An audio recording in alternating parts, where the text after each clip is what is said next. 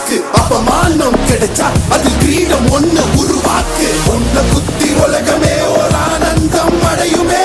திருப்பி அடிக்கும் போதுதான் யாரு நீன்னு புரியுமே. It's time to give it back to mommy. இது திருப்பி கொடுக்கும் நேரம் மாமே. It's time to give it back to mommy. இது திருப்பி கொடுக்கும் நேரம் மாமே.